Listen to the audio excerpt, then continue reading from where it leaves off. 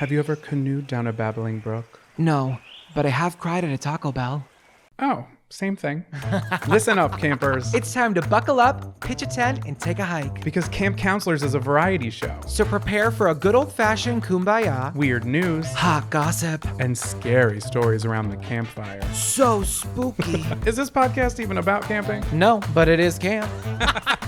This is Camp Counselors.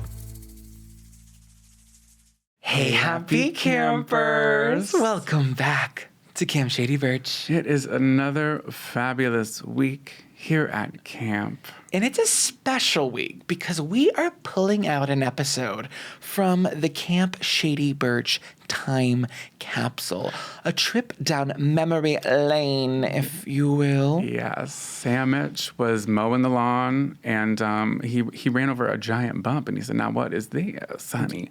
And he grabbed his shovel and I grabbed my pail and he started digging and digging. And you were sweating, and I remember that. Yeah. And I said, "Do you want a lemonade?" And then you passed out because you denied the lemonade. And I said, "You needed the sugar. You needed the sugar, I Jonathan." get low blood sugar, and when I do, I crash out. Yeah, and you crash out on the ground, and then we had to have the paramedics come in, and they put you on a stretcher. And I remember that specifically because I was sobbing, and I was in that ball gown. And you said, "Why are you wearing that ball gown?" And I said, "This isn't about me. You're on a stretcher. Don't worry about my goddamn ball gown." And I was waving my handkerchief at you as you went off to the hospital. And then the next day you came back, and we kept on digging. Yeah. And what did we find in that time capsule? We found a shoebox. Oh, I remember. Yes. We found a shoebox. For my cork wedges. For the cork wedges, they were on sale. They were actually candies from Kohl's. Of course. Jessica Simpson's line. Obviously. And they held up through the rain somehow.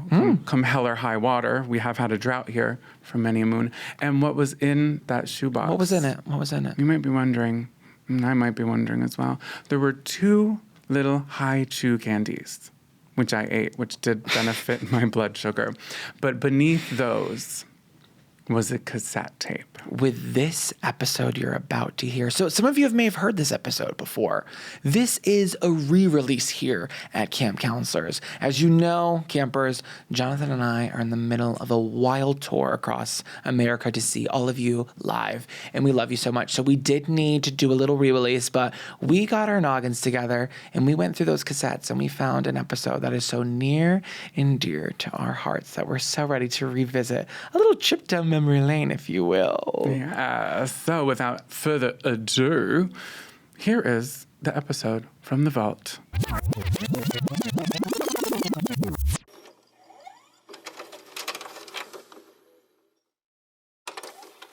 Hey, happy campers! Welcome back to Camp Shady Birch. It is week 42. And I want a cocktail real bad. Oh, well, if you show up in the mess hall, you might get one. Are we serving cocktails today? We're serving cocktails, shrimp cocktail to be exact. I haven't had a good shrimp cocktail in a minute. It's been a minute. Your mom always has good shrimp cocktail. She takes the tails off. Yeah, that's like your biggest pet peeve. You know, Tales from the Crypt? Yeah. Tales of the Shrimp. Okay, so maybe get that as a tattoo on your next like lower back tattoo. I like that. Perfect. I'm sick of it. Really quickly on shrimp, since we're on shrimp talk right Yeah. now, it is always very expensive to get shrimp cocktail out at a restaurant. Like Which is odd. I never buy it, but if you go to your local BJ's, Costco, Sam's Club, you can always get a ring of shrimp cocktail. Right. I said a rim. A rim of shrimp Sorry, cocktail. mine's in the gutter today. A rim of shrimp cocktail. And you can get it pretty inexpensive. What a fantastic appetizer to bring to a party. And we love to see it. You know what we're not serving enough of? Shrimp cocktail. Krill. Ew. Where are the krill girls? Is that a thing? I don't think so. I think they're like as tiny as plankton, but I'm like, how are you going to riddle me this? How are whales eating krill? I don't buy it. Yeah, I don't buy it. How am I grossed out by krill, but the creme de la creme of the seafood world is caviar? Oh, I'm like, yeah. what's really grosser here? The fish eggs or the krill? I'm not a fan. We love a bottom eater here. As a bottom eater myself, I love a bottom eater. Okay, moving forward. Welcome back, everybody. Week 42. I am your host, Zachariah Porter. And I am your host, Jonathan. I just like that you didn't give your last name. Are you What? pulling a share? Oh, sorry, Jonathan Carson. No, do what you want. Back in middle school, I tried to rebrand myself. Yeah, that was really fierce. Do you want to tell them like what the whole, because it's funny, I tell them. So I've been to like a couple of different schools in my life. Like even when we were living in the same house, I bopped around from school to school for a little bit. So I was like, what can I do to change myself? Besides trying to act straight for many moon, I was like, you know what name I could go for? And the teacher was like, okay, at the first day of school, they were like, all right, if you have anything else you want to be called by, let us know. Yeah. So what did I say? What? JC. JC. I kind of live for it because JC's Jazzy. And I acted like I had been called that my entire life. Nobody had, it was a self-given nickname. Yeah. And I don't want to see it in the comments. We're going to see it in the comments. I like, Counselor JC, Counselor JC. Like it's a cute nickname. I also love your middle name. I don't call it to you enough. Your middle name is Ryan. It is. I feel like people don't know that about me. Maybe they do.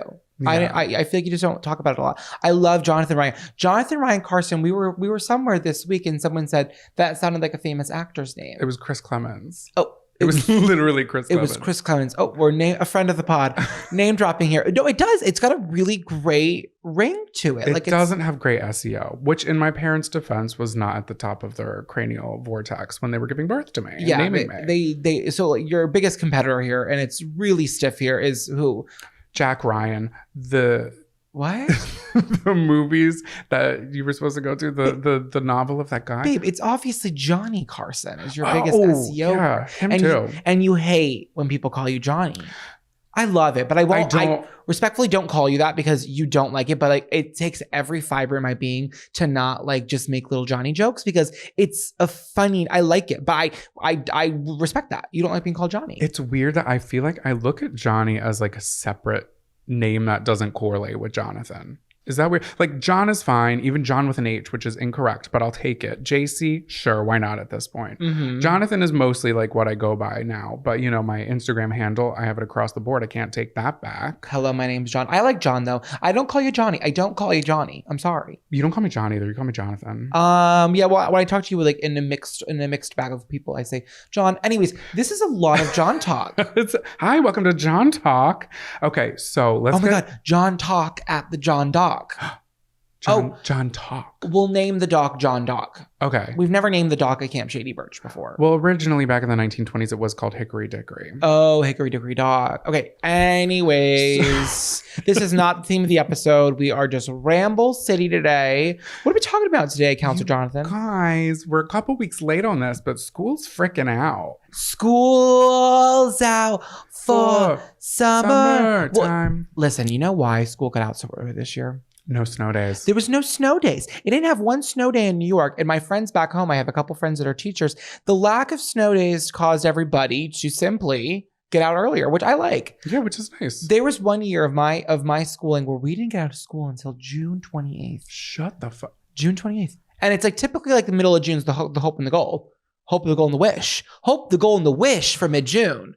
But neither no answers. It does get cold over there. Hey, we have a winter's bone. Ever seen Jennifer Lawrence's Winter's Bone? No. It's a really sad movie about the Appalachian Mountains. Is it like a Lovely Bone? It is. No, it's really tragic. It was her first movie, and I saw her at the Oscars. Wasn't there on TV, and she wore a red gown. Oh. And that was the first time I ever saw Jennifer Lawrence. A year later, Hunger Games struck. Wow. And now look at her now. Look at her now. Yes. So school's out for summer, all that to say. We were going to do this episode touching on this topic like maybe 2 episodes ago, but then things started popping up. But a couple weeks ago, we were walking through the park and we heard kids screaming so loud because they love to use their outdoor voices when parents aren't around.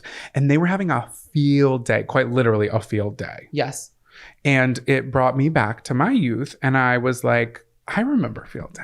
I remember field day fondly.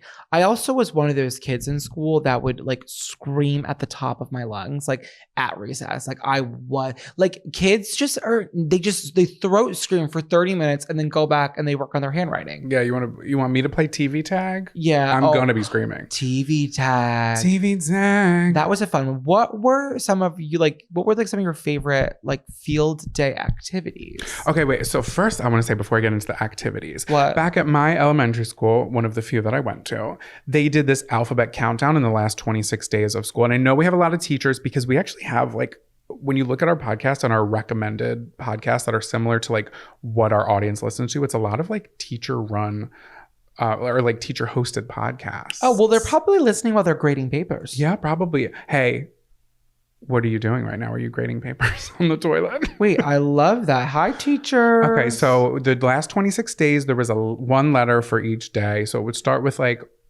all right, let's start. Do you know what I mean? Like it would have like days. I don't remember what they were. Oh, wait, so like it would be like letter C, and then the day theme would start with the letter C, so it was like in conjunction with the alphabet, is what you're saying. Yes, I have never heard of this before. My school was not as creative as your school was. So I believe it was either F or O. I think it might have been O, where it was like Olympic Day, and then that would be like the Olympics of like field day. So we would go out and we would do field day at the local middle school, which was Lundahl Middle School in Crystal Lake, Illinois. Oh, so a little field trip. Yeah, and each class would have its own color tie-dye. We would have to, oh my God, you wore it for this episode. I did. I thought tie-dye was very appropriate for a field day episode. And it's funny because I didn't even tell you that part. No, either did I. And so it was just all incidental. But yeah, we would wear like our tie-dyed colors and it would represent our team, which was our class that we were in. And then we would do the field day activities. Mm-hmm. So I have a couple of my favorites. Three-legged race. Oh, I don't think I've actually ever done a three-legged race in real life. It's very a la TV. It's very like, what happened to predictability? Like it gives Seventh Heaven. Yeah. Seventh Heaven, Full House. Do you remember the Seventh Heaven theme song? I never watched Seventh Heaven. I just remember Beverly Mitchell. For just my campers out there, Seventh Heaven fans and stans, can I just sing the theme song for 1 minute? Because it's a really good one. People have been emailing, begging you to do so. Seventh Heaven, when I see your happy faces smiling back at me, where could you go when the world don't treat you right? The answer is home. It's the one place that you'll find Seventh Heaven. It was a real fierce show. Who's watching it? Heartthrob Rob. He's like rewatching it on TikTok right now. Yeah, and he's like really bringing up some memories. It's a really funny show. I had to sing it. It wasn't going to end in my body until I got it out. So thank you. Like a bowel movement. It was moving. So you were good at the three-legged race? Three-legged race, I was absolutely great at. Wheelbarrow. Can you do a wheelbarrow? I have done it. What position were you typically cast in? Oh, I was literally, if I'm on my hands, I am like a spider monkey. I would charge. I'm like, bitch back there, you better be sprinting. Her name was Mary. I was like, you better be ready to go because these arms are gonna be going. I was like Sonic the goddamn Hedgehog. Yeah, I've seen you on your hands and knees quite a few times and you are good on that. Yeah. Anyways, I think the problem with, so there's an issue with the traditional stance of a wheelbarrow race. Okay, do tell. So the person who is acting as the tool, the wheelbarrow, in question here, the palms, direct contact on the ground. Right. What happens when you accidentally hit the top hat of an acorn? Well, right through the palm, like Jesus Christ. Here's the thing. What? I did training. Oh. So I had different terrains I was going over. I was going to gravel parking lots. I was going to sand dunes. I was going to through the pouring rain because come rain or shine, I'm going to win that race. And I always did. You were callousing your palms. Yes. And I would go on a hot sunny day so it would like burn the sand, which would actually in turn make me go faster. Oh, I love that. Yeah. So by the time that your third grade self was ready for field day, you were at the Olympic level, which was the Olympic day. Yes. And unfortunately, Mary was not prepared, but we did take home the medal for that one. They actually did have like an award ceremony day. I don't remember what letter of the day that it was, but they had, I think it might've been O. So it was F for field day. And then they would calculate their things. And then by O, they would actually have all the parents come in to the auditorium and they would like do awards for the entire day for the kids. I thought it was fun. It was great. Did everybody win an award? Yeah, a lot of participation awards, which I am a collector of many. I am really against giving everyone awards. Okay. That's like the one thing that millennials get a lot of heat for is like the generation that everyone got a prize. Right. And in life, sometimes you don't win. Right. Sometimes you are a loser. And that's okay because not everyone can be good at everything. And I think we shouldn't be starting kids that young thinking that everybody won. You didn't win, babe. You didn't win. Yeah. Only 3 people won. And there's so if there's 5 people and we have 3 kids winning an award, I feel a little guilty, right? If we have a cast of 25 children and only 3 win, well, There's camaraderie in the losers. Right. Not everyone needs an award. And that's coming from someone who had never won an athletic award in his life.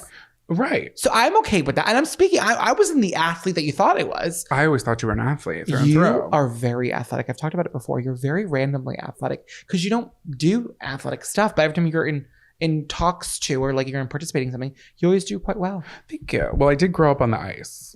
Oh, I know I joke a lot and it to a fault where people don't believe me, but I did actually grow up on the ice. So like give me a hockey stick and throw me in, coach, because I could fuck it up. my little mighty duck. Oh. What was your third favorite thing to do at the Olympic day? Egg spoon races. Oh, wait. And see, this one's clever. Yes. I love this one. So for those of you out there who don't know what it is, you put an egg on a spoon and you're holding the end of the spoon in your mouth. So you have to go from point A to point B the fastest without dropping your egg. If you drop your egg, it'll crack open and one of two things will happen. You'll get salmonella or a bird will fly out. Oh, ew, that's really gross. Yeah, I was just joking about the last part. You could never post that on like the internet today because someone would comment and be like, that is a real waste of food. Right. At my school, I think it was just because it was low budget. They had like these like, they weren't plastic eggs, but they were like cork or something. So crystal eggs, decorative crystal eggs from the Victorian era. Oh yeah, so they were crystal eggs from the Victorian era. Yes, exactly. No, they just weren't real eggs, which I thought was fine. It is definitely there's more stakes when there's real eggs at play, but I do steak and eggs. There's more steak and eggs when the eggs are at play, but I do find the activity to be quite jovial, regardless of the egg or not. Egg on my face, egg on your face, egg on our face. Yes, egg on croissant. Open face sandwich, please. Can you imagine like if they have a block party on our street, which they always do, if it's just you and me like trying to get other people to do an egg race and it's literally just you and me running up and down the street with a spoon in our mouth with an egg on the end. Everyone's like smoking like a blunt on their like front steps. I'm like, come on, you guys. Seriously, it's gonna be so fun. And if you do it, then the neighbors will do it. And you're, oh my God, stop. That was literally me my entire life. I have been the same person since I was a child. Very outspoken, always friends with everybody. And I used to always be told, like, pulled apart from the class by a teacher. And when everyone was misbehaving, and they'd always be like, I'm like, for high school, middle school, every point of my life, they'd be like, Zachariah, you are a leader in this class. And if you behave appropriately, then everyone else will follow. And I'd be like, don't put that on me, babe, right? Okay? Just because I'm funny and I always get the crowd roaring, like, I'm not the teacher here. You're the one with the 401k, okay? Giving dictatorship. Get your class in charge. Yeah. And then our teacher's like, you just were commending us like a minute ago. And now you're shitting us. No. But for my teachers out there, every single report card my entire life, it was always, Zachariah speaks too much. Zachariah talks too much. Yeah. I was separated from all my friends. And it didn't matter because I always found new friends. I'd be like, hey, what's up, Harriet? Yeah, you would if there was a group activity, I'm sure you would be gabbing away. I can't help it. I have a lot to say. Okay, so to sum all this up, what? I did, in fact, as I always do, come up with 3 alternatives that I think we should include in our Camp Shady Birch field day. One thing about Jonathan is he's going to create ridiculous fictional items to match his story, and it's always in units of 3 or 5. He's so traditional in that sense. Babe, if it was up to me, it would be 7 or 10. You always, I love it. You just always, it's very you to be like, now it's my turn to create my own curriculum. I love a listicle. I love a curriculum. You do. Okay, so let's hear them. Okay, and I want to hear your opinion on this. Like, what do you think it is? Okay? I always give it. So everybody, you know hot potato, of course. The traditional hot potato. Hot potato dodgeball. Oh, so my question is the potato simply hot or is it to the point of a soft mash? It is very hot. Okay, but I'm talking, it's hot regardless, right? Is it a hot rock or is it a hot like mush? You want the tenderness of the tater. Okay, gotcha. It's like tender. Oh, okay. But I don't want to play it for sure. That's goes without being said. It's in the tinfoil. Oh, so we were just talking about this the other night. Why does tinfoil not get hot? Well, I think a scientific answer, a science teacher who's I'm sure listening, could tell you that it doesn't conduct heat. It's not a heat conductor. Get off this train. You just can't say things like that and expect me as a law-abiding citizen to believe that. Because, okay, so how? Like, you can't just be, it doesn't conduct heat. How? It just doesn't conduct heat. Okay, I see, I'm getting dumber, but I'm always curious. I'm going to say I agree it is confusing. Why can I reach in and take out of the air fryer the tinfoil? Don't put it in the microwave, though. Let's not get that y'all are not ready for that conversation. Yeah, so like it's the tricks and the trades, it's the rules and the tips that the tinfoil comes with. Yeah. She's got a lot to say. She's got a lot of opinions, and she's got a lot of like, I don't know, exceptions to the rule. Well, then again, it's not real tin. It's technically aluminium. Oh, aluminium. What is that musical? It's like something Wizard on a of tin Oz. Roof. Something on a tin roof. The Fiddler on the Roof? No, it's like hot tin on a tin roof. Someone will know. Maybe it's not a musical. Maybe it's an expression. Oh. Hot tin roof. Hot tan roof. I can take the rain on the roof of this empty house. No, but I will say that your tonality is really similar to Rascal Flatts, because that cover was in that same like wheelhouse. Thank you. So maybe for your next camp sing along, yeah, you could just lead us in some into temptation. Oh, into temptation, into the Cars 2 soundtrack. Thank you. I'll do my best. Okay, so I don't want to play mashed potato relay. Okay, how about this? Okay. Olive oil twister. You have a twister mat. We're spreading olive oil all over it. Someone's going home with a broken limb. This sounds like a freshman year party at the wrestler's house at PC, y'all. Hey. So dumb. I can't get into that one legally. No, honestly, I fucking hate Twister. One time I played Twister with a group of strangers. How many people were playing? Well, 4.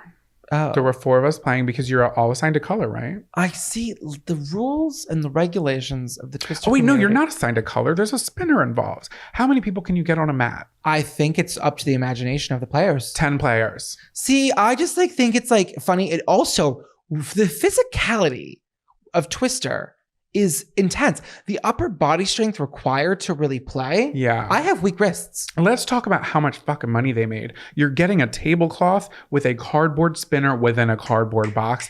And I'm going to charge you how much? Mattel? Was it Mattel? $24.99. It's giving Hasbro. Hasbro. Listen, it was the nylon birthday party tablecloth. Yes, it was. With a cardboard spinner. It was really easy to put away, though.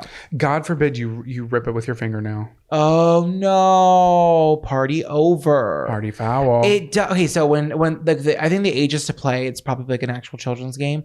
But when you get a bunch of drunk college kids playing, yeah, you never know what could happen. Right. So in your version, we're just adding a dash of EVOO. Correct. And I think it's fun. It could be fun. I've always loved a slip and slide. Oh, okay, and that's where we differ. How often in your life have you been at a place where you've created an outdoor homemade slip and slide? A couple of places, and I won't do it. I hope children today are still creating stuff, because you can always purchase, right? It's always the availability to get on Amazon and prime yourself one. But if your dad is a construction worker or he's handy around a Home Depot, you can always get a big roll of that nylon down like a hill. A pool cover. Well, if you have a pool. You could just buy a pool cover and not have a pool. Well, a pool cover is expensive, babe. I'm going for value here, because if you're buying the pool cover, might as well just buy the zip inside. Aluminum foil. No, so you get that big roll of kind of like, I don't know, it's like plastic. And then you get some Dawn dish soap and a hose, and you let your body do the talking. All it takes is your next door neighbor redoing their shingles. I know. One staple is tossed into the yard, and it's under the tarp, and it goes through your body. It's the risk you run by having fun. There's always a pebble in the mix. You always end up bruised, battered, that's beaten. Correct. You don't leave it happen. But you know what? When you're a child in the summer sun and you just want to have some fun, throw yourself down a waterside homemade. It's a great time. If you had a pool cover, you'd be in the pool. These are for the people who couldn't afford the pool. Okay? I had some creative friends back in the day. Oh, I love that. So you didn't like them? Body image issues since day one. So I would not be taking my shirt off. I had a shirt on, that's for sure. Me too. I was a shirt swimmer. You cannot get any traction on, or you can get traction on it. That's the unfortunate part. You're not slipping and sliding. You are stuck and sad. Let's get a moment of silence for the people out there that grew up swimming with a t-shirt on. I was one. Silence, you said. I'm sorry. I'll never forget running into the ocean as a camper at a day camp And I was so uncomfortable that I ran in with my shirt on. And then everyone, these little fuckers in 4th grade, why is your shirt on? They knew. You know why my shirt's on, bitch. You know I'm chubby, okay? I'm husky. I need 2 of the freeze pops after lunch. And I say to them, I say, well, I forgot. I was just so excited. I forgot. And then You forgot. And they're like, well, take it off now. that was the response. Oh, well, then take it off now. Well, I'm already wet. Fuck you. Fuck you. I would always say I had sun sensitivity, which I do. Skin cancer does run in the family. I'm so sorry. I was really taking precautions, but I had mad body image issues. So bad. I just wanted to, like, when it was summer and there was a pool involved, I wanted to die.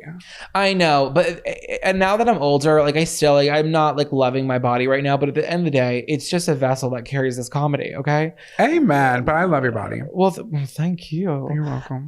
No, but I see it. I feel like there's a lot of us out there and it's okay. But the poor kids out there. Yeah. The hunky chunkies. Hey, let's all look ourselves in the mirror today and say, I love you, bitch. And I'm never going to stop loving you, bitch. That's your assignment, campers. Look yourself in the mirror once today and say that. If you don't, Iggy Azalea will put a curse on your crops. And also throw yourself down a water slide if you can, if you're able to, and your knees can support it. Yeah. Okay. So my very last one. Are you ready for this? Yeah, of course. Now, this is something that I've actually done before. It's called Tootsie Toss. I'm holding my peace. Okay. So what we're going to need for this is a campfire. Gather around the campfire, everybody. Some skewers, preferably girthy wooden ones, and a marshmallow. And what we're gonna do, it's basically a baton toss of the toes. Everybody sits in their lawn chairs, as you are right now, and you sit around the fire. One person lights the marshmallow on fire, puts it in between their big toe and their, the pointer toe? It's simply the pointer toe. And the pointer toe. And it's gonna be on fire. And you're going to have to use your toes, pass it to your right toe, and then use your right foot and pass it to the one to the next of you. And the next person has to use their toes, and it's going to be very personal. It's going to be very personal, and we're going to have to, grab it with that and pass it on to the next one while it's on fire. It's called Tootsie Toss. I hate this. It's honestly, it sounds crazy, but me and my friends did do it when drunk, and it fell on my brother's foot. Like, he was the third person. It was like me, or maybe fourth. It was like me, April, Fallon, and then my brother, and it fell on his foot on fire. And luckily there was an in-ground pool nearby, because once it goes out, like it was dripping everywhere. It was hot. It was hot and melted. And now there's marshmallow in the pool filter. Well, that's neither here nor there. Oh my God. I will never put myself in pain for somebody else's gain. Okay. I won't do it. So your brother's a trooper. I don't care how drunk I am. I'm not putting a melted marshmallow into my Tootsies. And I hate people's feet. I don't care whose feet it is. You're not putting the marshmallow itself. You're holding the skewer. I'm aware, but there's too much foot play here. I actually just saw a clip of a woman take her shoe off on TikTok, and her big toe was so long. And it was like, there's like a foot show on TLC now. It's like Dr. Pimple Popper, but it's for feet. Okay. And he was like, this is the biggest big toe I've ever seen. And it wasn't like fat. It was like long. It was like maybe 3 inches longer than the rest of her feet. Like that clip of SpongeBob when he's driving and he goes and he like his big toe breaks out of his shoe and it presses down on the gas pedal. That was based on her life. And she, as the creator of Tootsie Toss. No, I hate that. I hate that. I hate that. All right, I hate fine. That. This episode is brought to you in part by Progressive Insurance. Fiscally responsible, financial geniuses, monetary magicians. These are things people say about drivers who switch their car insurance to Progressive and save hundreds. Because Progressive offers discounts for paying in full, owning a home, and more. Plus, you can count on their great customer service to help you when you need it. So your dollar goes a long way. Visit Progressive.com to see if you could save on car insurance. Progressive Casualties Insurance Company and Affiliates. Potential savings will vary. Not available in all states or situations. Attention campers, please meet at the old flagpole under the tall pine for morning announcements. Attention campers, field day will be next Tuesday at 9 a.m. But don't forget to do your tie-dyeing with Nadine anytime this weekend. But if you need help, she's not going to help you. So come in prepared. Do not ask her a question or she will quit. She's one bad incident away from quitting on us, and we need her for the rest of the summer. It's almost summer, guys. Yeah, it is true. It is very true. Okay, so you guys, we've got a little house. Well, I don't even think it's housekeeping. I think we just want to revisit conversations we've had before. And the one that I want to talk about, I've been getting tagged in so much, and you've even been getting sent them. Our accounts have been, our podcast account have been flooded with Clara Belle videos. You guys, Clara Belle Cow from Disney. Have I not been talking about it since episode 1? You go to the Disney our first episode of this podcast. Jonathan is flipping out about Clara Belle Cow, the erasure of Clara Belle Cow. Yeah. Guess who's back? And finally, everybody's talking, because I wrote it down. Where is it? Episode 28 was when I revisited it because I brought her back into the conversation again. And in episode 28, I kind of went into like the history of Clara Belle Cow and how there's no merch for her. There's one pin, and I appreciate everybody who sent it to me, but it's like a 1920s rendering and it's heinous. It's ugly. Yeah, that's not the render. We don't want that version. I want that girl, Clara. Do you know why she's back in Fierce? Why is she back in Fierce? Because the Disneyland in California redid, and correct me if I'm wrong, Disney adults in the group here, there's like a Toontown. Right. And when they redid the Toontown, they rebrought, because she's a part of that cast. Yes. Crew. So that's why I think she's getting more featured over there. But she's also in Orlando. Well, now she is, because so here's the thing, you guys. In June, they were obviously doing Pride stuff, and Clara Belle Cow was involved in that. And there's been videos just going around of Clara Belle, and everybody's like, yes, Clara Belle threw the first brick at Stonewall. And like everybody's just eating the shit up. And I am so here for it. But I feel like I have felt so alone cheering her on. She was erased completely. We have the video proof of you cheering her, screaming at her in Disney World in August last year because she made her one appearance. But again, this isn't about me. You know, I love to make things about me. This isn't about me. This is about Clara Belle, and she's getting her moment now. Take your moment. You brought her back. Thank you so much. So we're going to aim it right back at me. And I've been talking about it for a very long time, and I'm so glad. They still don't have merch for her. Well, I think it's coming. And it was just announced that she's going to be part of the Sanderson sisters. Again, she was already doing that though. She was in Disneyland, but she wasn't in Orlando. She was, however, in the parade last year. Last year. Yeah. I also wanted to say about Clara Belle, I love her like dance style, and it's very reminiscent of what Daisy was giving a couple years ago. And I think they can't really make Minnie do those kind of dances, kind of like the Voguey, like kind of like pump. Yeah. Like, Minnie can't, because Minnie's got a brand to protect. It's not Minnie's brand. Minnie and Mickey like have to kind of play it cool. Yeah. But like Daisy like always was the girl giving sass, giving hands, giving face, giving body. Right. And Clara Belle, I think, is like, oh shit, like if I'm gonna make a scene, make a moment, I have to give the girls what they want. And let's be honest, I hate to like take some of the magic out of it, but construction wise of the costume, Daisy's like, hers isn't going to be as easy to dance in versus Clara Belle. Oh, Clara Belle's giving 6'2" gay man with a vengeance. She's giving Skinny Cow ice cream. Yeah, Skinny Cow. She is Miss Skinny. Bitch, that heifer can dance. But I just wanted to bring that up because I have seen all of it, and I appreciate everybody who sends it to me, because I'm like, oh my God, I love that I left that imprint on all of you. Yes. Now, my next piece that I want to address is the Grimace lore.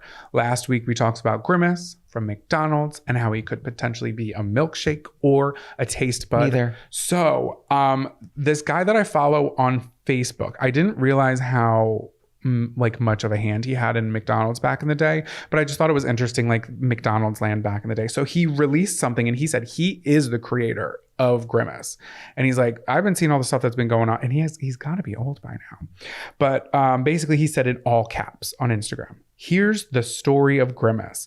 In January of 1971, he appeared for the first time with 4 arms as an evil Grimace. He was basically stealing milkshakes, and that's why he had 4 arms, so he could steal more milkshakes. And then they were like, hey, maybe in 1973 he had a rebrand. He went to the other side. He became a good guy. And then in what year was it? 1986, he had his full rebrand into the person that he is. He was nothing ever more than just like a quote unquote pal. Oh, wait, so he got a BBL and he went to the good side. Yeah. As haven't we all? Yeah. Haven't we all got a little body work done and then said, I'm going to be a good person now? Yeah. Like, it's just Grimace living his life. But all that to say is he's not a taste bud and he's not a milkshake. He's just a pal. He's just a person, everybody. Let him exist. And that Instagram account is filming_in_McDonaldland. They actually have a lot of cool stuff on there because it's the guy who came out with like all of the conceptualizations of like the characters and stuff, which I thought was interesting. But I just wanted to share that with everybody because I know that it's been a pressing matter, you know. The Walt Disney of McDonald's. Yeah, exactly. I love that.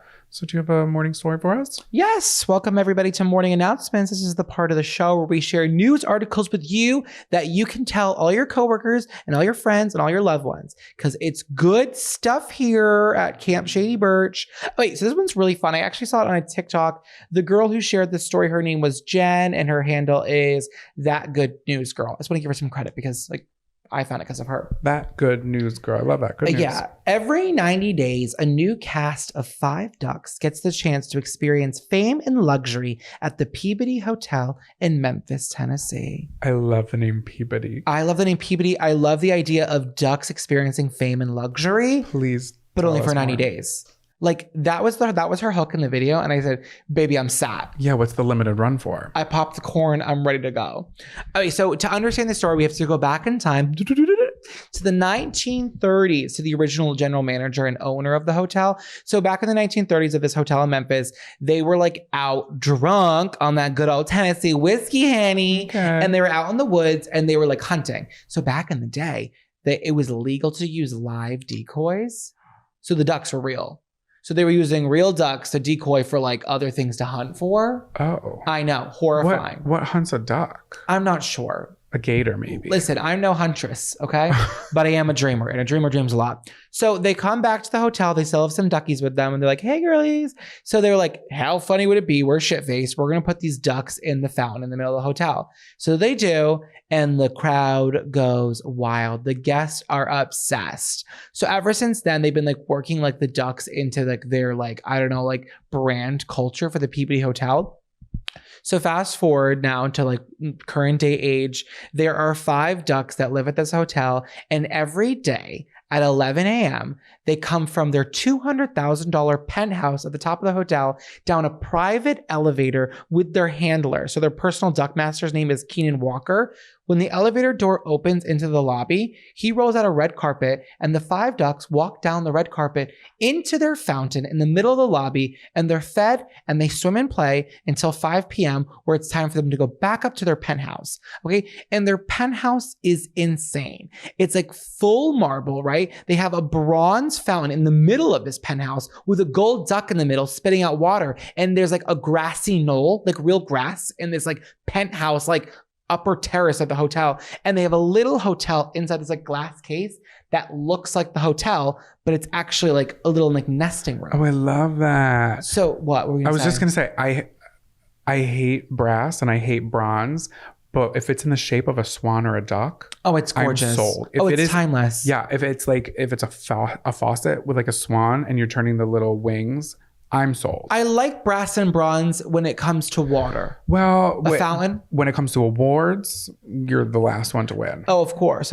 Well, these ducks are all winners here. Okay. So they only get 90-day stances because they source them from this like, I don't know, farm or something like that, or like maybe they source them like a sanctuary. So they go there and they're like, okay, we want these 5 ducks. They do their 90-day fiance fix, then they go back to the farm, and then allegedly. This is what Jen said in the TikTok. They have the option to either stay or choose another case from the Deal or No Deal. Well, I'm joking. They can either stay or they can fly away. How do they know? I think it's probably like an open air farm. They're like, hey, if you leave, you leave. We're not gonna like. It's not like enclosed. And then they can stay at the farm for the rest of their days. Okay, but if they stay at the farm, it's like a sanctuary. It's not like they're gonna kill them and put them in a quesadilla. No one's having duck confit today. Don't worry about it. Okay, the ducks are comfy. They are not comfy. Yes, exactly. And then they just choose 5 other ducks for their like day in the sun or their 90 days in the sun. And like if you go there, and it's such like smart marketing because it's like it's so funny, it's so kitsch. Like we love shit like this. Like I would like go stay in this hotel to see the fucking ducks. And like we'll put the pictures on the YouTube if you're watching. And we'll put a picture on the Instagram side for the photo dump too, so you guys can see. But like it's so chic. And if you go to the hotel, like I think it's like an experience where you can like probably get a tour or like they'll probably like let you go up and close and see them like up where they live. Yeah. But it's genuinely in the penthouse. I love that. On this like outdoor like glass like room. It's so stunning. They're living the life and they don't even know. They're probably like, hey, I was born into this life. Like this is I deserve this. And Yeah. they all do. It's giving nobility. It's giving royalty. It's giving country over crown. It's giving crown over country. It's giving duty. So I had me thinking. You know Okay. me. I'm pulling a Jonathan here. What are animals you'd want to see in a hotel lobby as like a feature? So I have a couple I'd like to share with you. Okay. Are they ethically sourced? Oh wait, Let's pretend they're ethically sourced. in You guys, this scenario, please. right? We are in this scenario. Everybody is happy. Everybody is taken care of. Everybody is a willing participant. Okay. yeah, so shut up. Let's Not me not- like telling myself to shut No, up. I thought the same posed thing. the question. I have the same thing. Because initially I was thinking some animal. I was like, well, how would we do that? And I'm like, it's a fucking podcast here. Okay. Yeah, this isn't real. We're not This making isn't it Zoo happen. Tycoon. Everyone Okay. fucking relax. I have my very first one. Okay, I want to hear yours. so my first one it's simple. Baby pigs. I love a little oinker. Oh, cute. One time I was at a petting zoo at the Southwick Zoo in Mendon, Massachusetts, and they have a little petting zoo area. Yeah. And I forgot who I was with. I think I was with Kira, and I think she put her hand through the little gate to pet the pig, and it bit her knuckle. And then she screamed, and the little duck ran away. And I'm not fucking The joking. duck, the pig. The pig. I'm sorry. The little pig ran away after it bit her knuckle, and Kira screamed, and it ran back to like the little shed, and it looked over his shoulder and smiled. You We little saw fucker, you it. porker. It was like, and it like That's a feral hog. that. No, because it was so cute. It was giving babe. Oh, Oh, it was such a babe. Babe. I know. Wait, what was the other movie? There was Babe. Charlotte's Web. No. Well, yes. Well, yes. Come on. That's no, the traditional hog. No, there was Babe, and then there was another Babe's Great pig-centric Escape. movie. No, did they talk in Babe? Babe talk. Babe talked. So did Charlotte's Web. No, there's another one. There's another pig We'll movie. have to look it up. Okay. Campers, let us know. Let the campers look it up. No. Okay. Yeah, you guys look it up. I'm sure somebody's screaming it out there. Is it Ruth? No, that's Oh, Babe was Ruth. it Ruth? No, I'm thinking of Babe Ruth. Oh, no, that sounds familiar. No. Well, that was my first animal. Okay. So I have a can couple go? more, but I would like you to join in as well. If you Okay. got them. Thank you so much. I think otters would be fun. Wait, otters is my number 2. I said otters are always so fun to watch play. Yes, of course otters should be there. And the fountain, that would Oh be my so God. fun. Otters love a water slide. It's full circle, babe. They're like, they remind me of like hamsters of the water. Yeah, otters are natural born performers of the river. Oh my God. Obviously. River performers are otters, babe. That was literally my next one. Mhm. Okay, so, and I think that would be easy to manage because I feel like otters, correct me if I'm wrong, nothing really should be in captivity, right? But like, I think like otters are like okay with it because like all they need is like a tire swing and like a cool river Yeah. and like a little like bark to like sun on. Yeah, they are chilling. They're They love it. So I love watching otters play. It's a guilty pleasure of mine. Oh, I found it. It's called Gordy. Oh, Gordy? Yeah. Never heard of that. Okay, before. you've never seen this? It was Disney. I don't know if it was in direct competition with Babe or if it just happened to come out around the Wait, same look time. at Charlotte's Web underneath it. Look how fierce that cover was. I never saw Charlotte's Do Web. you? Okay, ready for this, campers? Fun fact, everybody. Who played the little girl? Dakota Fanning. Oh, yeah. Guess who played the voice of the spider Charlotte? Let me guess. Go. Give me a hint. Give me one hint. You hate her. Julia Roberts. Julia Roberts. Stop spreading the slander. I don't hate Julia Roberts. Julia Roberts was the voice of the spider, who in turn is almost the natural narrator of the story. It was a great one. I love that one. But anyways, I have one more animal to share. Okay, please. Logistically, this one might be tough, but they're dumb and they're beautiful. Are they ants? Manatees. Oh. Everyone loves a manatee. I just saw a girl hyperventilating on TikTok, hearing about how manatees are so fucking stupid, and sharks will not eat manatees because sharks are so smart and they know that manatees are so dumb. They're like, it's not even fair. Like they can't even escape because they're so stupid. And like the biggest threat of manatees, boats. Because it's us. It's us because people, so I've been in that part of like Florida, right? Where the canals, they live in the canals, and boats will hit the manatees because the manatees are so dumb. They're dumb and no one's killing them on purpose, but they just like don't even know what's coming. So that's why I think it'd be ethically okay to take them and like have them in some sort of like giant enclosure that's attached to a hotel, because like they are going to die on their own anyways because they cannot figure it out. Do they eat krill? You know what they eat? I fed a manatee in Disney World as a child. Is it like lettuce or something? It was a head of lettuce. I was chosen. Now, how are they getting a head of lettuce? Where are they getting their iceberg lettuce? At the Epcot Pavilion in Disney World. I was chosen as the child to toss the lettuce into the enclosure and watch the manatee eat. And I've always loved manatees ever since. I saw a real manatee in Florida. A real one in the wild. I don't believe you. Beautiful. Its little nose comes out of the water and goes like this. It goes.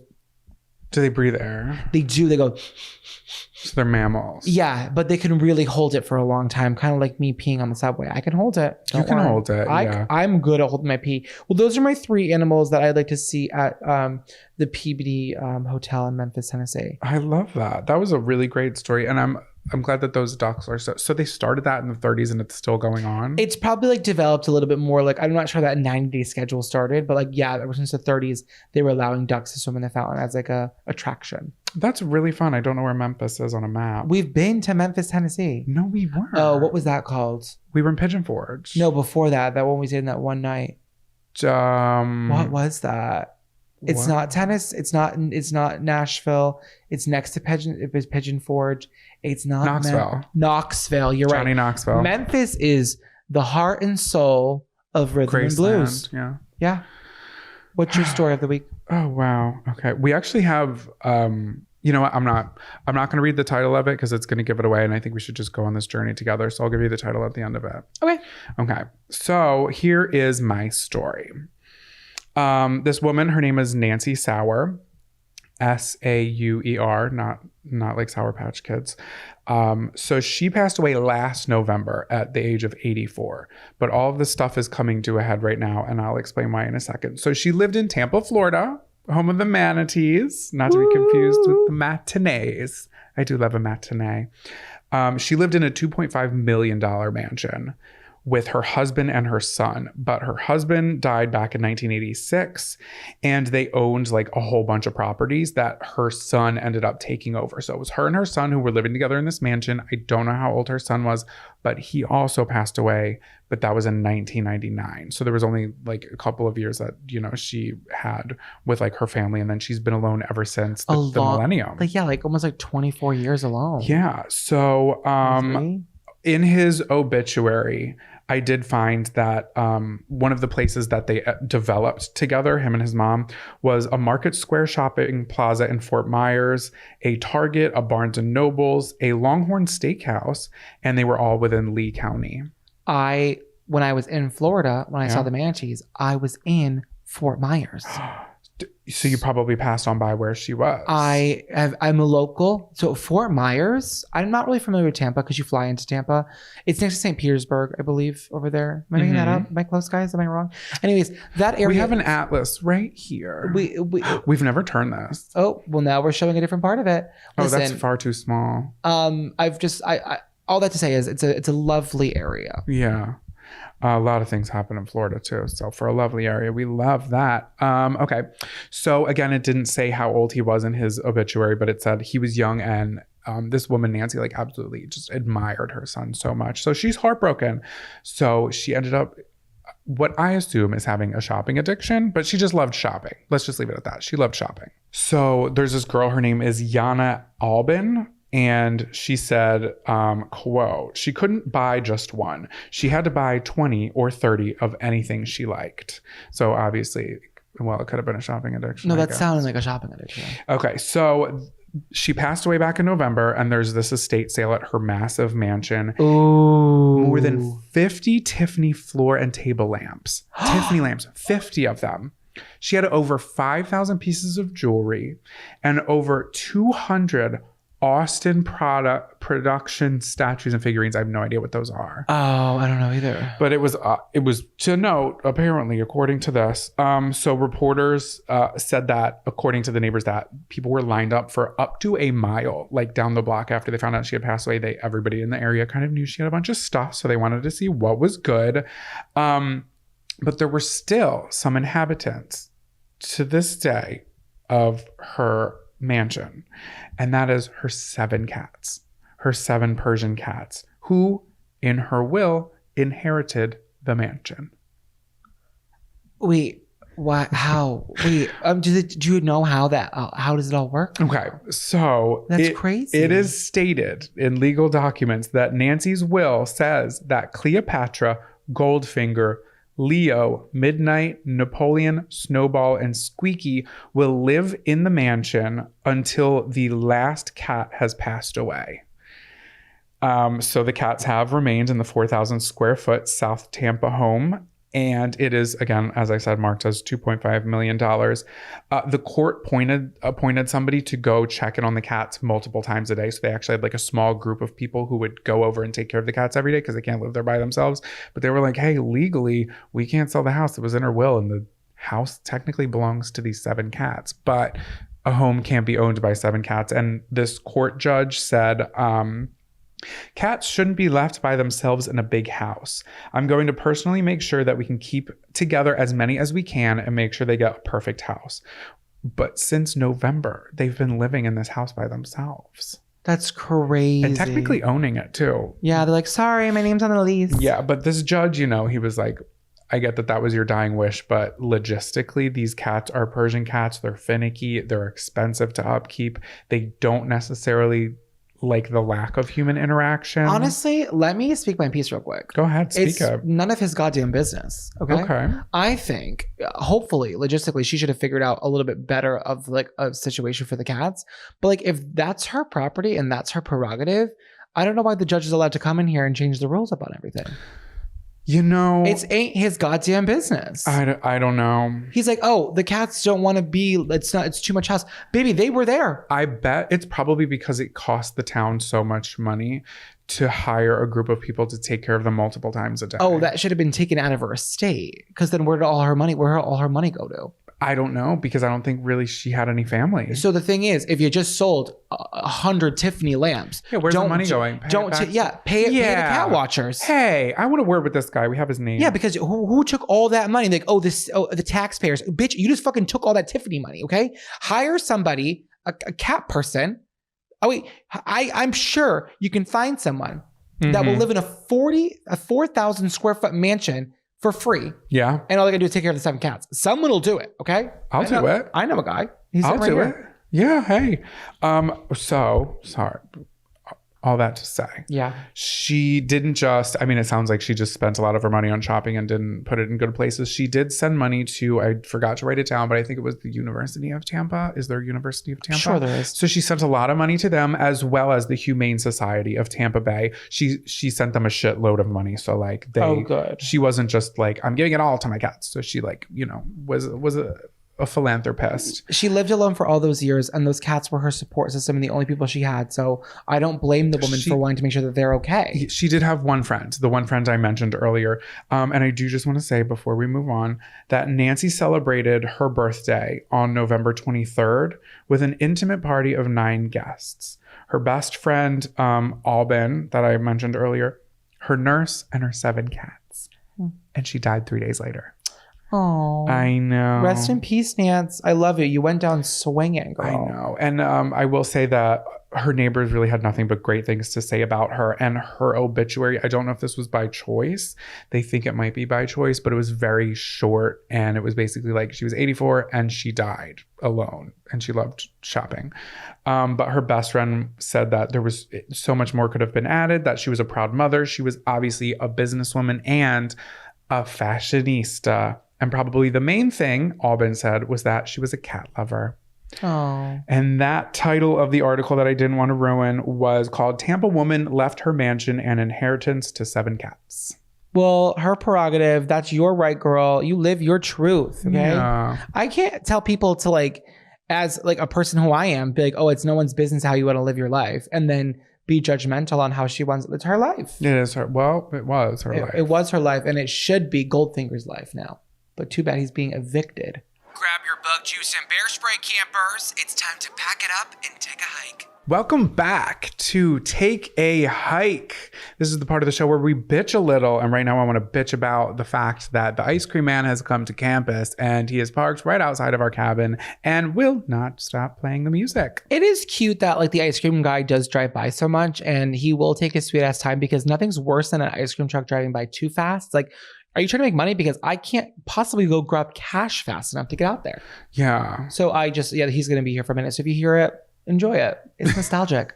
Sure. But this is the part of the show where we bitch a little and we tell something to take a hike. So why don't you tell us what you're telling to take a hike? Yeah, this is from personal experience of what's been happening this week. Is it about me? It's not about you this week. I get a break this week. Oh, God. Well, welcome. Well, next week you might not be so lucky. Anyways, I think it's annoying when people buy generic birthday gifts. Do you know what I mean by that? Do tell. People do not need any more candles or mugs or bottles of alcohol. The gesture it's lacking personality. It seems like it's just spending money to spend money. Okay. As a society, we do not need to be giving each other gifts on every birthday. You know, I just feel like it's a polite thing to do, but it almost feels like it's unnecessary.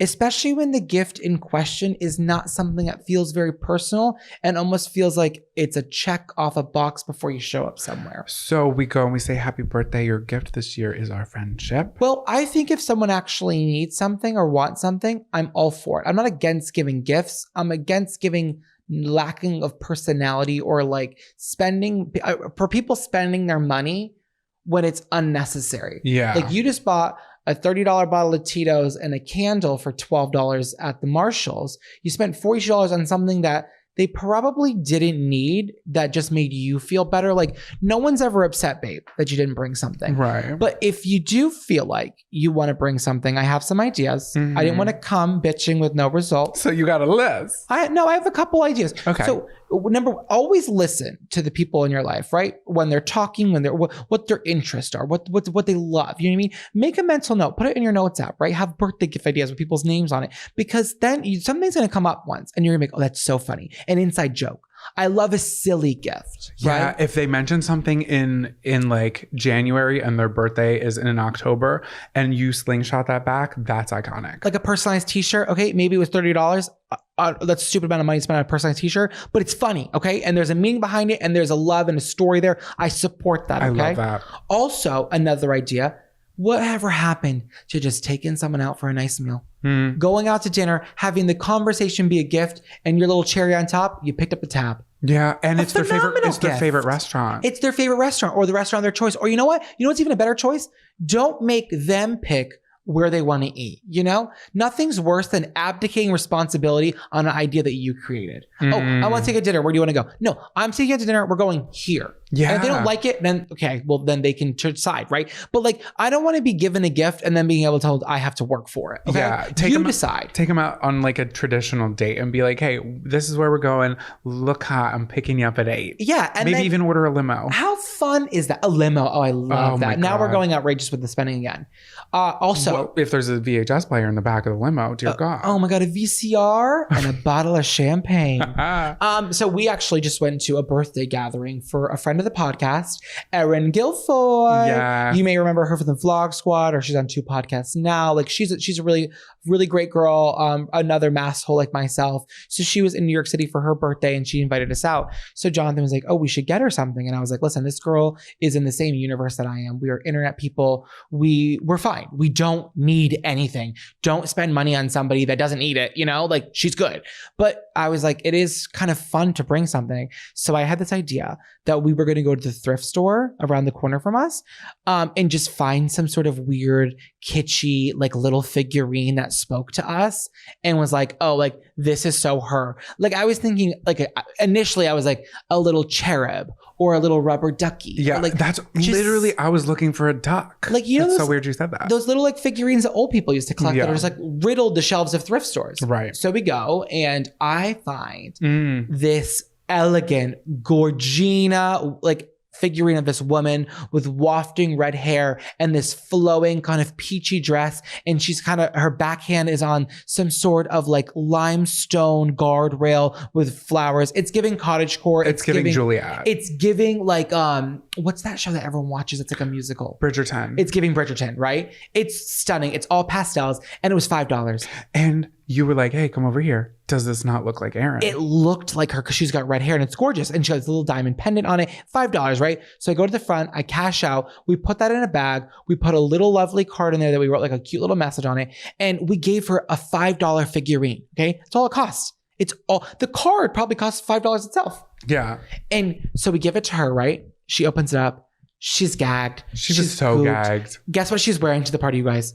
The same fucking dress, not even kidding. Like, and not the identical dress, but the same color scheme as the dress. So it even looked more like her, which was just by chance. But it was so fun. She held it the entire night. We were taking pictures with it. We went to a rave with it. We went to a rave after the party with it. And it was simply $5. But it was just funny. Like, make people smile with your gifts. Don't buy them something not personal. Either make them laugh or save your money. Take them out to dinner. Leave that weird teak and sandalwood candle alone. Put down the bottle of Tito's. No one needs another mug from Target. It's impersonal. Just don't do it at that point. Yeah. Okay. And can I just piggyback off of that? Yeah.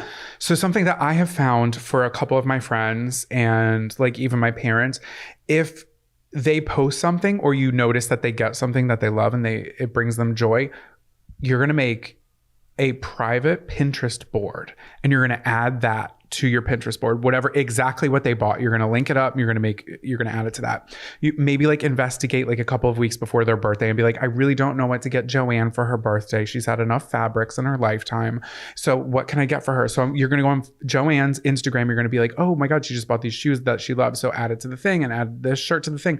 And Pinterest, I shit you not, like their algorithm is crazy. If you go onto the board after that, make sure it's private, by the way. At the bottom, it'll say find inspiration and it will calculate ideas that are very similar to everything you've already added to that board. And you can get gift ideas that way. I've done that for you that year that I got all your Christmas gifts that were so personal and thoughtful. Well, most of them were personal and thoughtful, but like there were one or two of them that I had inspiration from a Pinterest board that was on private because they do a good job of finding super specific things, finding you links that you can purchase them from.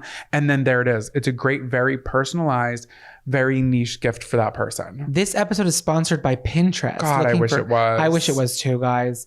No, the whole thing, I agree. I love that idea. That's fantastic. That's great. Yeah, I just want to bring it back to like some idea we can help out the campers for. I think it's just important we're creating moments here. We're not creating junk. We're creating moments and memories. Exactly. Love that. What are you asking to take a hike this week? Well, it's an action. It's an action that we've all done before and it's involuntary and nobody can help it. It's an epidemic, if you will. My take a hike goes to walking through the aisles of tight theater seats. I'm talking. Everyone's been there. Everyone's been there. I'm talking movie theaters. I'm talking plays. I'm talking like chairs that are outside at a graduation. So we went to the premiere of No Hard Feelings. And there was, and God forbid, there was in front of us was like some like more elite people from Hollywood. And if I can see a hot elite guy from Hollywood walking through an empty aisle of chairs that is tight and it gave me the ick, we're all fucked. Yeah. There's no graceful way of doing it. There's no graceful. And I'm not talking about me being annoyed by somebody, me having to stand up and move out of the way. That's inevitable. That's fine. But it also reminded me of the time when we were sitting in our seats and I had to go to the bathroom. So I had to pee so bad during Chicago. And I was like, okay, I'm going to pee really quick. So I go pee really quick. And then I couldn't get back to my seat without showing my ticket. So I show my ticket.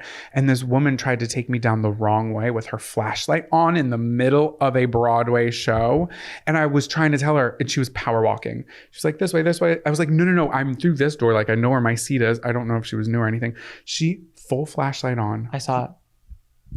Walks me to my seat. It walks me to my row and everybody's staring. The girl on the stage playing Roxy is staring at me and I'm mortified. I'm crouched down. I was like, I can't get to my seat from here. I'm on like the end seat on the other side. That was like 20 seats deep and we were on the very opposite end. It was like my worst nightmare because I hate getting up during like a show. I was like, I thought I could be quiet and then sneak back into the theater. But this woman refused to let me go by myself. She has her flashlight on. She's looking around. I'm like, oh my God. It was like full on Nancy Drew. I'm thinking about it now. I'm like, oh my God.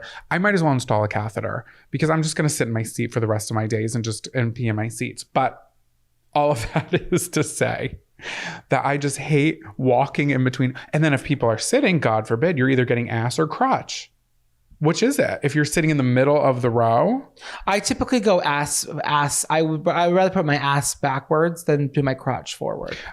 I agree. I did see a TikTok that said that was the rude way of doing it, that you should face the people. But I'm like, well, then everybody's turning their heads and it's like your crotch is like... What if I kiss them? Oh, God. That could be a movie moment. Can I say one thing about that too? I do think it's rude if you're in a group setting and one person gets up to go to the bathroom and then a minute later you decide you're also getting up. Yeah. Walk as a fucking unit, because if you fucking make me stand twice in a row, I'm getting pissed. Okay?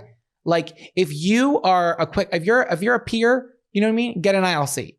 People do it on planes all the time. If people like that, like have to go to the bathroom. Like they know, like, okay, like, I'm getting an aisle seat because I don't want to be annoying. Like everyone has to go to the bathroom, whatever. But if you're in a group setting and someone does that and you don't join in right away, I think that's just rude. But I was just the visual. I agree. I wholeheartedly agree. But the visual of like that man, walking across and the aisle, who was the row, man? I don't want to say, but the row was completely, I'll tell you after. The row was completely empty and he was like scooting because it was tight seating and he was like doing like a left, right, like feet together, feet apart, feet together. It was just like so embarrassing to watch. And I was like, if somebody had to watch me do that, which I'm sure people have had to do, I'm like, it's over for me. I'm installing a catheter. I agree. Do you think the new counselor likes the top bunk or the bottom bunk? Over. Either way, I'm giving them my boondoggle keychain. Over. Welcome back to Camper Crush of the Week. My camper crush is driving by right now. It's the ice cream man. He made his money on this walk. He's good. He said he's good to go. Okay. Welcome back to Camper Crush of the Week. This is the part of the show where we talk about something we've been crushing on, something we've been loving, just something that we've just obsessed with. Yeah, we've been obsessed with. This week we have a joint Camper Crush of the Week. This might be a first time that we've ever had a joint. I think we had one before. Oh, okay. Well, this might be the second time we've ever had a joint. This moment changed my life. So yesterday we watched a little film. It was my first time ever watching it. Which is unbelievable. And everybody and their mother told me how unbelievable it was. I had never seen it before.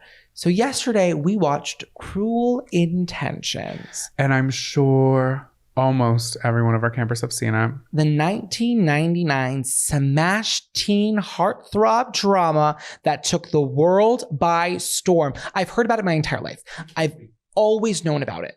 I don't know why I never got around to watch it. So I do this thing on my Instagram where I watch movies that I haven't really seen that I know people have seen it. And then I do recap stories of like while I'm watching it and my real reactions to it. And people love it. People go fucking apeshit for it. And I love it. It creates this like amazing sense of dialogue with like my followers that I think is just so fucking fun. So I did that last night, but by the time you guys hear this, it'll already be gone.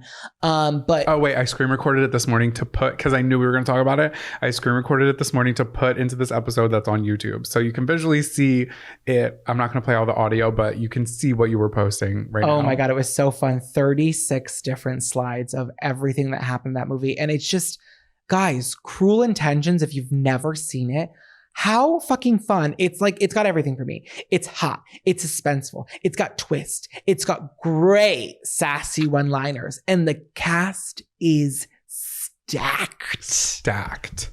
Well, it's so crazy because it's stacked like nowadays, but back then Sarah Michelle Gellar was the huge one. Ryan Phillippe had just come off like those two. There was a producer who produced I Know What You Did Last Summer, which, have you seen that? No, but I read the same thing this Jesus morning. Christ. I know what we're gonna do tonight because we're having a night in. I know what we're gonna do later. So that I Know What You Did Last Summer. Okay. Sorry. The same producer was on this movie, so he was like, hey, these kids, they're going places. Wait, that's exactly what I read this morning about them. But how crazy was it that he didn't want Jennifer Love Hewitt in it? He didn't want her in it? Well, he specifically said these Sarah two. Michelle Gellar and Ryan Phillippe. He was like, he said to the team, wait, let me finish this. He said to the team that he was like, these two are the ones to watch. But he didn't say that about But she could have, here's the thing, I don't know the details, but she could have had a prior commitment because they included her on the cover of a 17 magazine that Sarah Michelle Gellar's character, Catherine, was reading. They did. It was like a little cute cameo, but I just think it was interesting that she was not in like his desired cast. Yeah, I suppose. Well, also, Sarah Michelle Gellar was Buffy the Vampire Slayer at the time, and she was also really trying to like kind of break from that a minute. She was, and she had a lot of specific notes about the role and how like she almost like went in with a character study, and she was very specific about having the character have dark hair because she did not want to be associated with just Buffy, because it was kind of like her whole thing, and she was like, I need to be bigger than this, which I get, right? It was no shade to Buffy, but it was like, I can't have this be Buffy adjacent. You know what I mean? And I love everything Buffy adjacent. My cat's name is Buffy. If you guys were not here a couple of weeks ago, she was my camper crush of the week because we saw her in the flesh, and I swear to God, I manifested it. I talked about it the week before. I was talking about Sarah Michelle Gellar in Daily Mail, and then the next week we saw her in person, and I couldn't believe it. Anyway, sorry, I didn't mean to take away from that. No, and you're not taking away at all. It was a really fun movie, and it was amazing. And I was trying to like kind of figure out how to verbalize my favorite parts of it. So I've created a list of 4 of my favorite parts, and they're starting in order from 1 being the best. Are there spoilers? And if there is, I don't care. Okay, yeah. Segment. It's like, guys, it came out in 1999. It came out in 1999. I'm the last of the party. And if you're even later than me, then get on it, because you're going to want to watch it. And even if I spoiled something in this, which I don't think I'm really going over plot lines here, it wouldn't matter. This is a movie that like you're not going to like fully appreciate unless you saw it. So like, go watch it, guys. It's so funny. Plot twists and turns every 5 minutes. So go ahead. Okay, the top 4. Okay, coming at number 4. Okay. The cocaine rosary necklace. Yes. The imagery behind that. So when I watch movies nowadays, I'm always thinking about like the stylistic choices and like the prop master and the idea behind it. Like, who thought, okay, this little detail, we're going to have her have a rosary that has cocaine in the cross. It's just so goddamn iconic. Like incredible. And after I'm sick, guys. I'm insane. After I hyper focus on things like this. So the minute the movie was done, I was screaming and dancing and jumping around. I went right on Etsy and looked for merch. I was like, what are the things I can buy from this movie? Because I'm so obsessed with it. And that was everything. It was all these little like secret like cocaine necklaces. It's so sick. So for those of you who haven't seen it, there's probably 2 of you, but Sarah Michelle Gellar, her character Catherine, it's all about like backstabbing, and they just like, they're rich kids who have nothing to do with their lives but ruin other people's lives. And this summer, like their parents are away, so they're ruining people's lives. But her character is wearing a rosary, and she's like frontward facing, a very good, rich, pretty, popular girl who loves Jesus Christ, and she turns to him all the time. But the rosary she wears around her neck, did our neighbor fall down the stairs? But the rosary she wears around her neck is filled with cocaine in a little spoon, which actually, did you see what it was in real life? What? It was crushed up chamomile that she ended up having an allergic reaction to in the last scene they were filming. Oh no. Yeah. Because she actually had to like snort it, and the only thing that like she could keep doing take after take was like crushed up chamomile, and she had an allergic reaction after. No tea for her. Yeah. No tea, no shade. No tea, no shade. So I love that. Yeah. That was my number 4. Number 3, the luxurious spaces these kids were living in. Okay. It is like a depiction of, this is the 1%, the upper crust of society. We live in New York City, you guys, when we're not at Camp Shady Birch. This is the most expensive place I've ever lived in my entire life. And I know how expensive it is to live in Brooklyn. And the main house that they're living in, I walked by it. Okay. It is on the side of the Met next to Central Park. That property alone to film in must have cost millions of dollars. In every single house scene, whether it's there, the mansion, in the Hamptons, where Pacey was in that little like cool, everything is just ultra like 1999's rich realness. It's so sick. It's sick. It is. And Sarah Michelle Gellar actually, when she was younger, before she lived in California, she like was born and like grew up in the Upper East Side. So she was in her neighborhood. She did. Yeah, no, she must have been from absolutely some wealth from the very jump. And it was interesting to see that the filming location, so most of it was filmed honestly in LA. Like so many interiors and stuff. A lot of the interiors were all filmed in like LA. Yeah. So I thought that was really cool. And then number 2, here we go. Excluding the obvious stacked cast of major players, the incredible talents of the minor roles for me and the casting choices were just so incredible. We've already talked about Jennifer Love Hewitt having that one little cameo on the magazine cover. Incredible. Just to see her like in the movie. It's so fun. At the very beginning, the therapist's daughter, Tara Reid, that one emotional scene where she's just crying on the phone that her nudes leaked. Like, how fun just to see Tara Reid for a minute.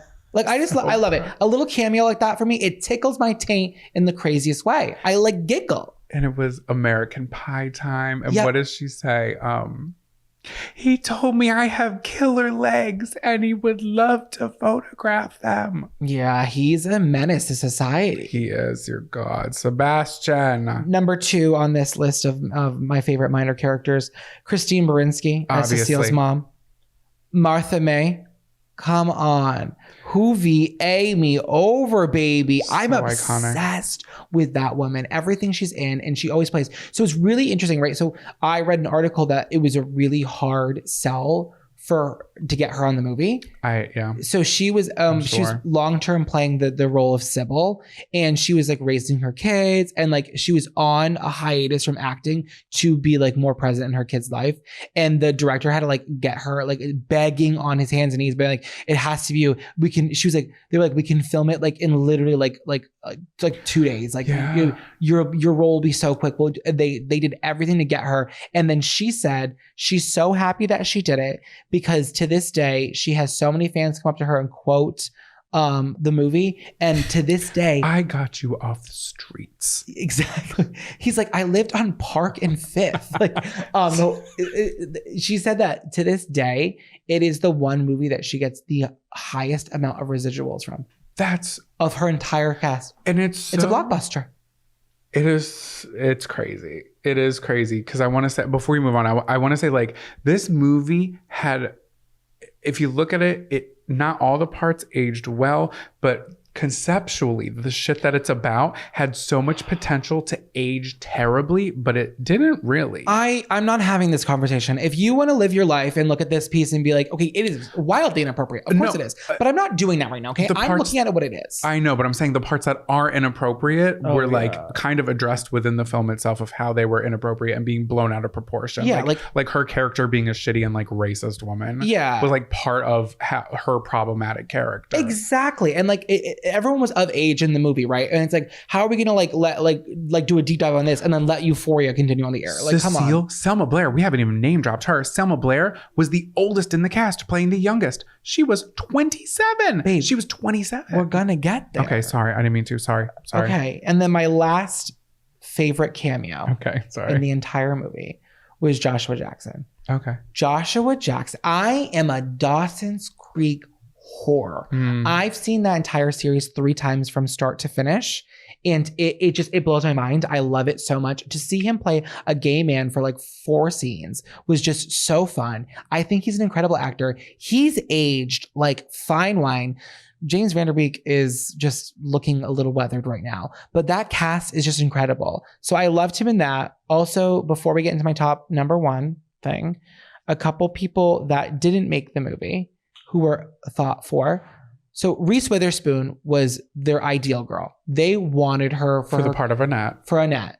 But Reese didn't want to do it. Reese was like really like not into it. They had to take her out to drinks, and they got the director was like so drunk. He was like on his hands and knees begging Reese to do the role, and she only did it because she got to like kind of rewrite her as a more of a stronger character, because she wasn't supposed to be as strong. And the director at the end was like, we're so happy she did, because it made it like that much better. Can I ask, did she do anything before this? Yes. And Pleasantville and Rare. People have been telling me to watch Rare with Mark Wahlberg. It's like a cult classic as well. Fear? Oh, Fear. I haven't seen that, but I know what it is. But I only knew of Pleasantville or her. Pleasantville was so good with Tobey Maguire. Was before, and that makes sense because she got that like her face changed after Legally Blonde, and I feel like she looks the same now as she did as Legally Blonde. But like Pleasantville and this, like she had that like real baby face. Yeah. Pleasantville was her first one. Then it was Fear. Okay. People have been telling me to watch Fear, so we should watch Fear. Okay. So 2 famous people were up for the role of her. Katie Holmes, but they didn't go with Katie Holmes. And then also the oldest daughter from Hocus Pocus. The girl. Oh, the girl who played the love interest? Yeah, the older daughter in Hocus Pocus. Okay. I didn't write down her name, guys. I'm so sorry, but she was also up for the. I searched her name. I was like, "Who is this?" And I was like, "Oh, Hocus Pocus!" Immediately. Yeah, where Thora Birch goes, Max loves your yabos, which I said today in that video. Yeah, by yabos. Yeah, so she was also up for the role, but they really wanted Reese, and they got Reese. I can see. Okay, and they do look similar. I can see. Yeah, and I think it's more vibe because Katie Holmes can also play really innocent, obviously. And Reese and Ryan Phillippe had already been dating before the movie came out. I wonder if that had something to do with it, because I know this because they ended up getting engaged during the movie. Mm-hmm. And originally my camper crush of the week was going to be Ryan Phillippe. Can I just like go on a Ryan Phillippe thing? Yeah, of course. Or did you want to? No. Did you have more? Okay, so I was just going to say that Ryan Phillippe played the first ever openly gay soap opera character back in 1992. Oh. Yeah, on One Life to Live. I'm wet. He's also in the music video for Outkast, Hey Ya. Wow. He's the television host. I've seen that music video so many times. Never realized that was him. I have to rewatch it. And my last fun fact about him is that he co-hosted WWE Raw in 2010 alongside Charo. Oh, what a duo. And I'm obsessed. So he was in MacGruber, and I think she was associated with MacGruber. I never saw it. I know the skit on SNL and all that shit, but I just wanted to bring those fun Ryan Phillippe facts. One more fun Ryan Phillippe fact. Please. At this scene where he is breaking up with Reese Witherspoon, they had to shoot that over and over again, and they were already so in love at that point that this scene, doing that for 4 hours, like yelling at each other like that, made him so physically sick to his stomach that he vomited on set from stress. Did he really? Yeah, and at one point he took it too far with the way he was talking to her that Reese slapped him off set, being like, "Don't say it to me again." And the producer saw it and they're like, "Actually, we're writing that in. You're gonna slap him." That's crazy. But he vomited because he hated like speaking to her like that. Okay, so I've seen the movie obviously many times, but like I kind of want to rewatch it again. Maybe no, we won't. But knowing that's interesting because that scene was like intense, and I just thought it was like whatever acting. Yeah, no, because they were in love. She was pregnant. And then so this is my favorite part of the movie. Okay. My favorite part of Cruel Intentions. I already know. It's Cecile.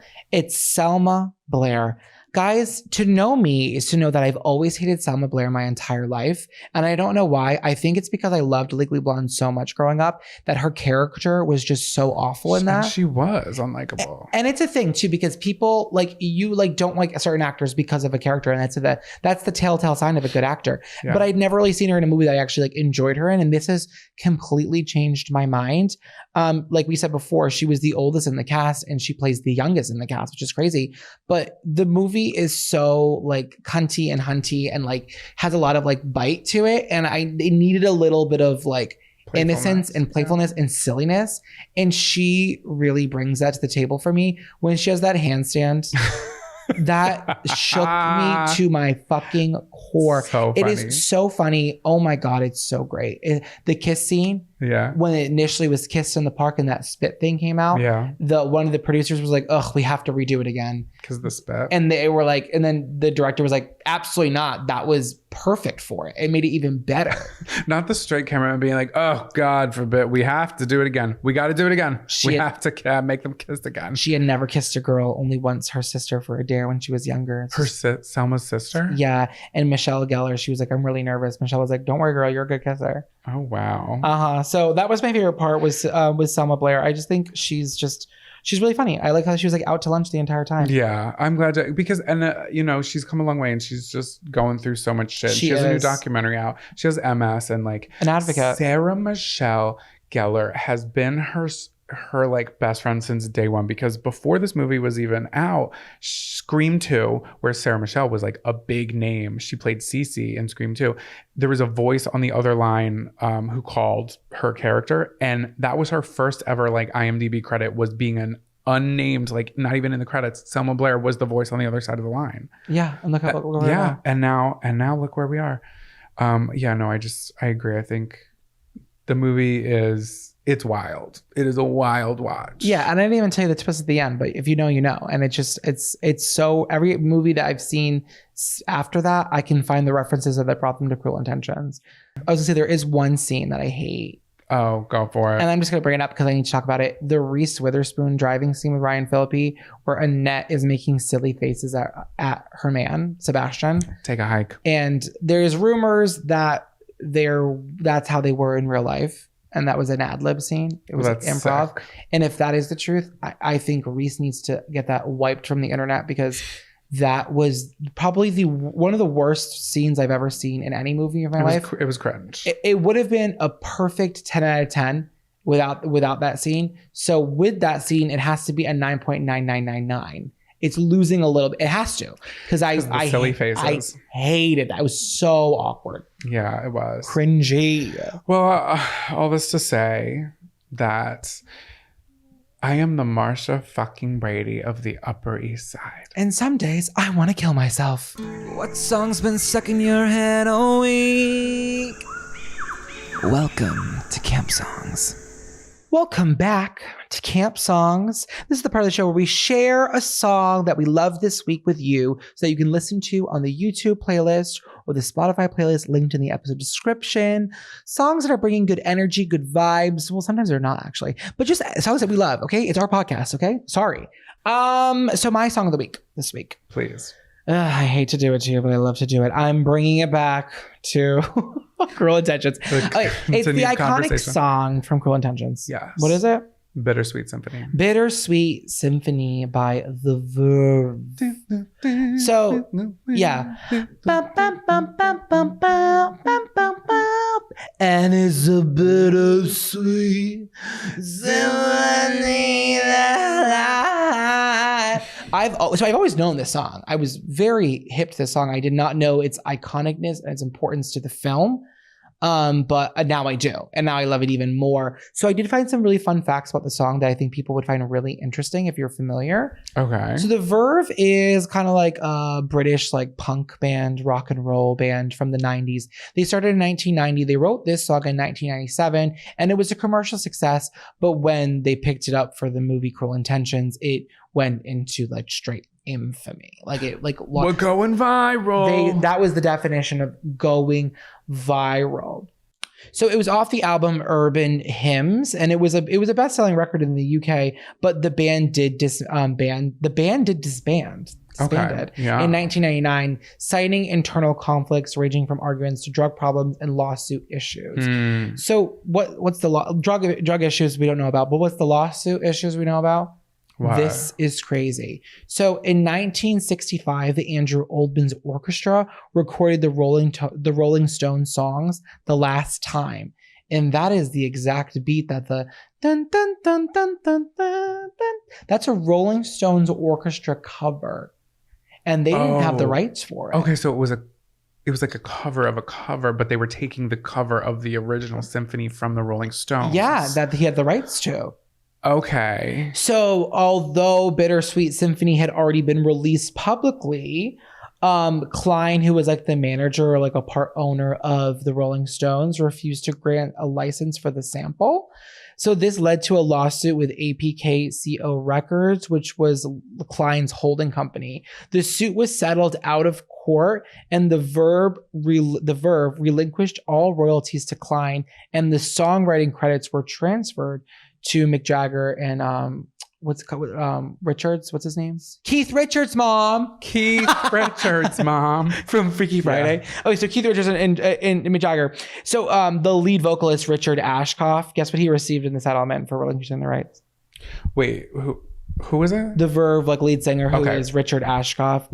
Guess what he received after relinquishing the rights? What? $1,000. Oh my God. $1,000 after this hit song. Mm-hmm. Okay. So the Verve's bass player Simon Jones went on to say, like, we were told it was going to be a 50-50 split during like the lawsuit, and then they saw how well the record was doing because of the movie. They rung up and they rung up and said, we want 100%.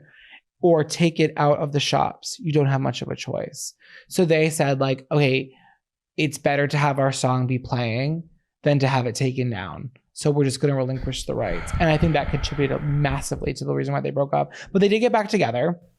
Oh, thank God. I've been losing sleep over that. No, they did get back together, and like Coldplay brought them out, and like in 2005. They did this Yeah, big they are show. like the Coldplay fandom is very the verve. Yeah, and then Ashcroft sarcastically said like this is the best song Jagger and Richards have written in 20 years. It was the biggest hit attributed to the Rolling Stones since their track Brown Sugar. So they hadn't done anything like as successful as them, and they kind of just took it.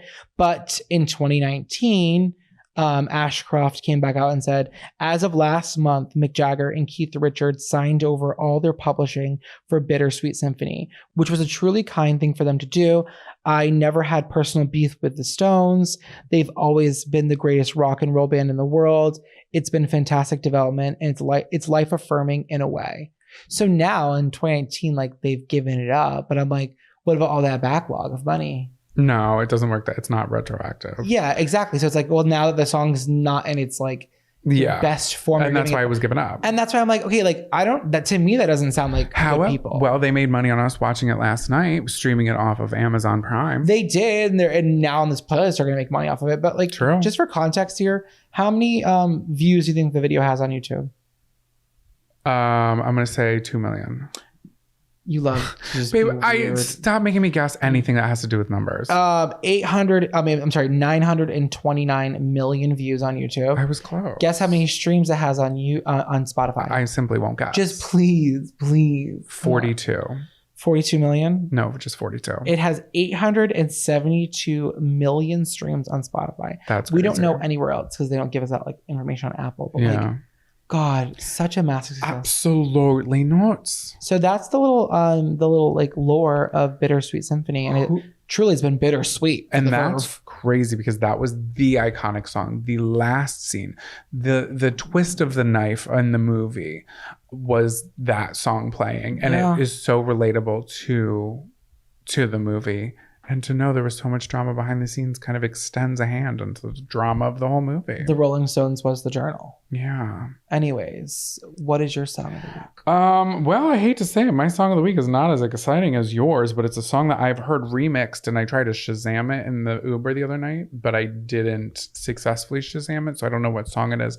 But it is like using the instrumentals to "He Wasn't Man Enough" by Toni Braxton. One thing about Jonathan is he is going to publicly Shazam wherever he is. Baby, I am not ashamed. No, it's a great feature, and you've learned a lot of music from it. But sometimes we'll be at a restaurant, and I'll say, "What are you doing under the table?" And he's like, "Oh, nothing." And then I'll look under the table, under the quick tablecloth, and he'll have Shazam up. Who cares? I'm like, "Babe, this is Mariah Carey." You're like, it's literally like a symphony song. This is the original Bittersweet Symphony. But like I said, "He Wasn't Man Enough" by Toni Braxton is my go-to karaoke song. Who do you think I am? Don't you know that he was my man? Keep going. And then it goes to the... So she starts off so gutturally low. It's guttural. It's low. And then it goes straight up to the top with the, "What are you thinking? Do you know about us like that?" It was such I a didn't good know song. it, that song, and then you put me onto it, and it really is such a good. What's that? And another friend, Yeah. girlfriend. I'm not thinking about him, but you married him. She looks good in that video too. She's serving Cher. It's giving like then it was 90s, right? It was 2000, yeah. Oh wait, so like that time frame of music video, they all had like very big studio sets with huge bright lighting and like cylindrical. It's reflective. It's giving Ocean Gate Submarine. It's giving Ocean Gate Submarine, but Like if they were ants. TLC they were huge Britney proponents of that. Spears was like that. Yeah, I don't know if she had any like within the little. She did. Destiny's Child did. Destiny's To the Child R&B did. girls. Yeah, for sure. Oh, it's good. But this music video it's a little confusing because it starts off with like an animated, it's almost like anime, almost like the Gorillaz animation. I hate And the it- Gorillaz animation. I'm sorry. It doesn't really tie in much. I don't quite understand it. They're I having looked fun it up. with it. They had fun with it. They're being playful. But all that to say, my song of the week is He Wasn't Man Enough by Toni Braxton. That really is one of, honestly, that's probably one of your favorite songs of all time. One of my, yeah, it's definitely been up there on my Spotify listen history for the past 10 plus years. If you're in the car with Jonathan and that song is playing, he is shaking his yabos. He is swinging his hips. He is in the breakdown lane pulled over because he has to get his sillies out. I have to shake my sillies out.